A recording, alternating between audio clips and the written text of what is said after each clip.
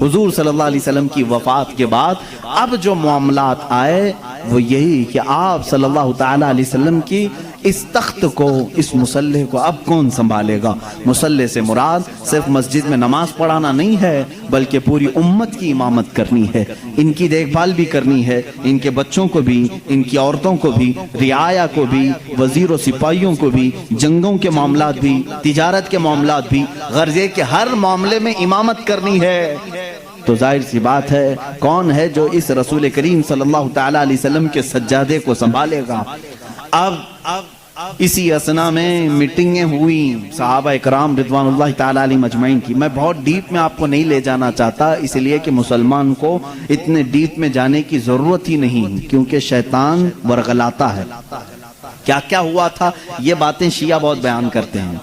بنی ساعدہ مدینے میں ایک کٹا تھا جہاں پر ایک میٹنگ جمع ہوئی، جس میں سب سے پہلے میٹنگ جمانے والے حضرت عمر فاروق تھے رضی اللہ تعالیٰ عنہ۔ سیدنا عمر فاروق رضی اللہ تعالیٰ عنہ نے صحابہ کو جمع کر لیا۔ اب انصار اور مہاجرین دو صحابہ کی جماعتیں ہیں نا، جو مدینے والے تھے وہ انصار ہیں، جو ہجرت کر کے آئے تھے وہ مہاجرین ہیں۔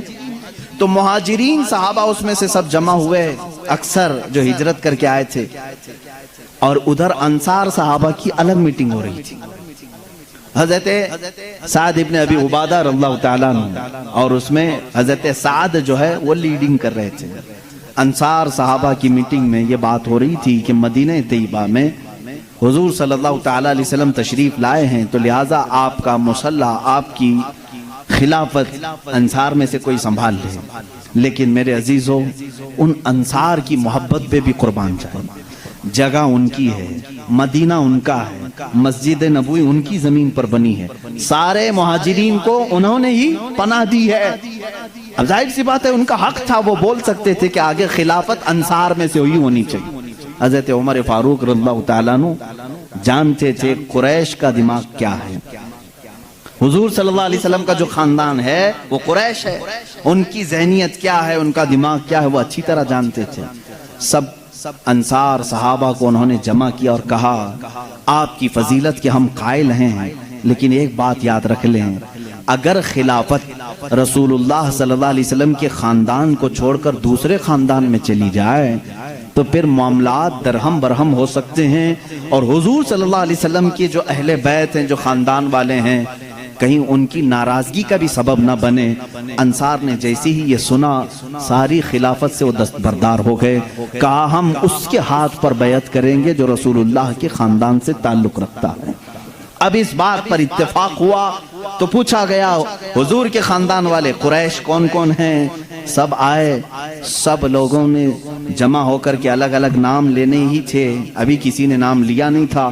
سیدنا عمر فاروق رضی اللہ تعالیٰ عنہ آگے بڑھتے ہیں اور کہتے ہیں اے لوگو، تمہیں معلوم ہے جب رسول کریم صلی اللہ تعالیٰ علیہ وسلم نے نبوت کا اعلان فرمایا تھا تو سب سے پہلے اسلام لانے والوں میں چند لوگوں کے نام ہیں، ان میں سے پہلا ایک نام سیدنا ابو بکر صدیق کا ہے۔ حضور صلی اللہ علیہ وسلم نے خود فرمایا بہت سارے لوگوں نے اسلام قبول کیا، لیکن سب نے مجھ سے کچھ نہ کچھ سوال کیا، آپ آخری رسول ہیں کیا علامت ہے، آپ سچے نبی ہیں کیا دلیل ہے، لیکن ایک بندہ ایسا ہے جس نے بغیر دلیل پوچھے ایمان لایا، وہ ابو بکر ہے، وہ ابو بکر صدیق رضی اللہ تعالیٰ عنہ ہیں۔ انہوں نے حضور صلی اللہ علیہ وسلم سے کبھی نہیں پوچھا آپ آخری رسول ہیں کیا ہے آپ کے پاس علامت، بلکہ حضور صلی اللہ علیہ وسلم نے ایک بار صرف ان سے کہا میں اللہ کا نبی ہوں۔ انہوں نے کہا آمنا وصدقنا یا رسول اللہ، ہم ایمان لائے اور آپ کی تصدیق کرتے ہیں اے اللہ کے رسول۔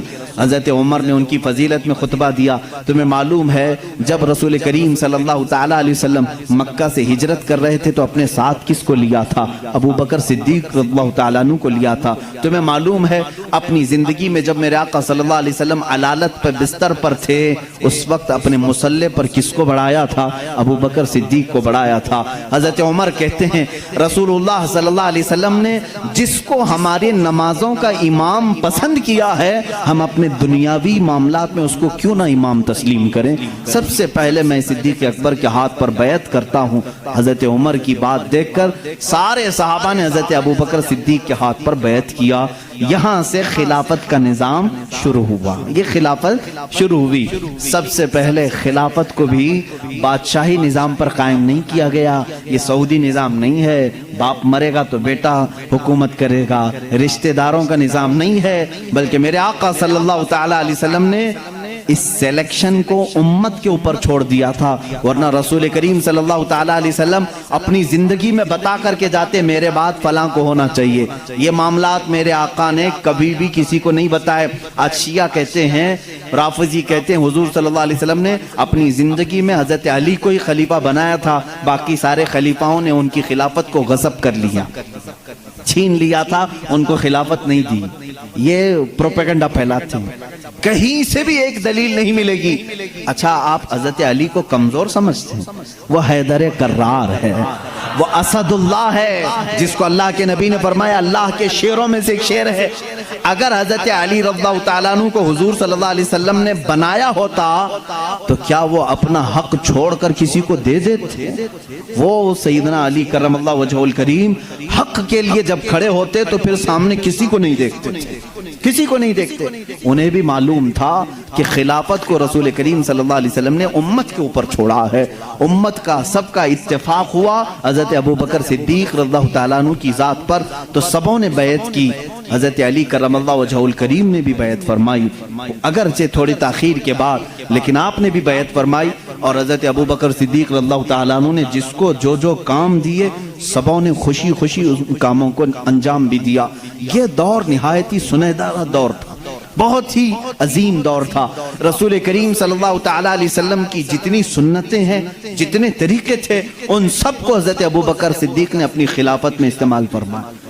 حضرت ابو بکر صدیق رضی اللہ تعالیٰ عنہ کا حال تو یہ تھا, خلافت کو سنبھالنے کے بعد جانتے ہیں کپڑوں کی ایک تھیلی اٹھا کر کے بازار میں جانے لگے. حضرت عمر نے پوچھا کہاں جا رہے ہیں؟ کہا کپڑے بیچ کر کے گھر تو چلانا ہے, کام کاج کے لیے, کہ میں کچھ کپڑوں کی تجارت کروں اور اپنا گھر بھی سنبھالوں. خلافت پر قائم ہونے کے بعد میرے عزیزو اس وقت تک اسلام کافی دور تک پھیل چکا تھا. حضرت ابو بکر صدیق رضی اللہ تعالیٰ عنہ خلیفۃ المسلمین منتخب ہو گئے. گلی کے نکڑ کے کارپوریٹر نہیں, وہ خلیفۃ المسلمین ہیں. باوجود اس کے تھیلا اٹھا کر کے کپڑے بیچنے کے لیے جا رہے ہیں تو سیدنا عمر فاروق رضی اللہ تعالیٰ عنہ نے انہیں روک لیا. سارے صحابہ کو جمع کر کے پھر اتفاق ہوا اس بات پر کہ بیت المال سے خلیفہ کا وظیفہ مقرر کیا جائے, ورنہ پھر خلیفہ بھی اگر دن بھر بازار میں کام کرے تو خلافت کے معاملات کون دیکھے گا. تو سب نے سب سے پہلے بیت المال سے وظیفہ مقرر کیا ہر مہینے کا. وہ کتنا تھا؟ وہ چند درہم میں تھا. یہاں تک کہ بیت المال سے حضرت ابو بکر صدیق رضی اللہ تعالیٰ عنہ کو ایک اونٹنی ملی تھی, ایک پیالہ ملا تھا, ایک چادر ملی تھی, 3 چیزیں ملی تھی. اور وظیفہ جو مقرر ہوا تھا وہ اتنا تھا کہ آپ کے گھر میں چند روٹیاں بن جاتی تھی, بس اس کے علاوہ زیادہ آپ نے نہیں طلب کیا. ایک دن آپ کی اہلیہ محترمہ نے آپ سے کہا بھی تھا کہ خلافت کے معاملات میں سر سوکھ جاتا ہے, کبھی کچھ ٹھنڈی میٹھی غذا بھی کھا لیں.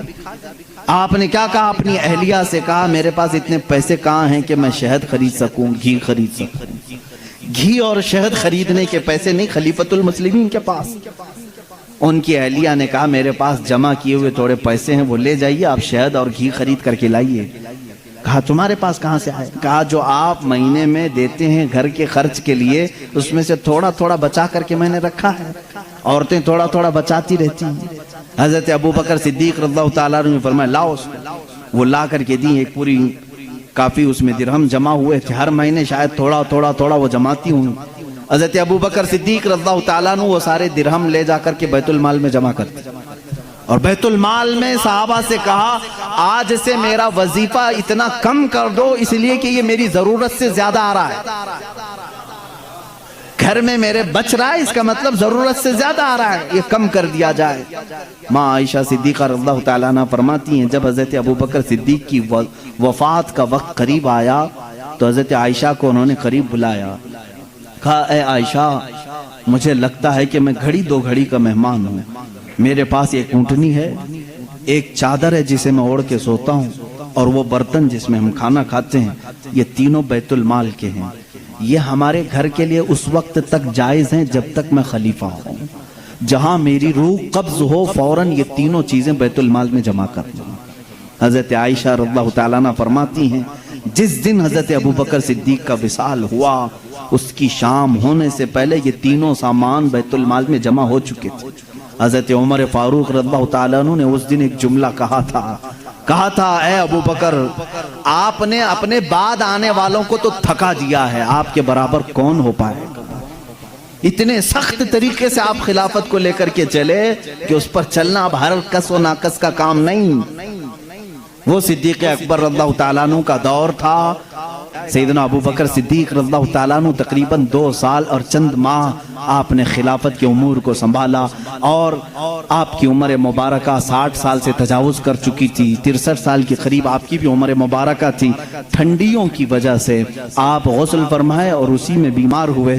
جمادی الاخر کا مہینہ تھا، جمادی الاخر کی 18 تاریخ تھی جب سیدنا ابوبکر صدیق رضی اللہ تعالیٰ عنہ اپنے چند صحابہ کو جمع کیا اور کیا وصیت کی جانتے ہیں کہ یہ میرا آخری وقت ہے، میں خلافت کو 6 صحابہ کے حوالے کر کے جا رہا ہوں جو عشرہ مبشرہ میں سے تھے۔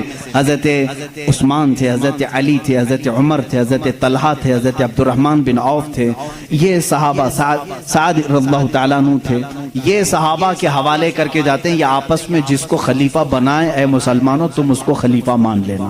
دیکھیں خلافت کے معاملات کیسے چل رہے ہیں وہ میں آج آپ کو ڈیٹیل میں لے جا رہا ہوں۔ یہ 18 جمادی الاخر کی تاریخ تھی جب حضرت ابوبکر صدیق رضی اللہ تعالیٰ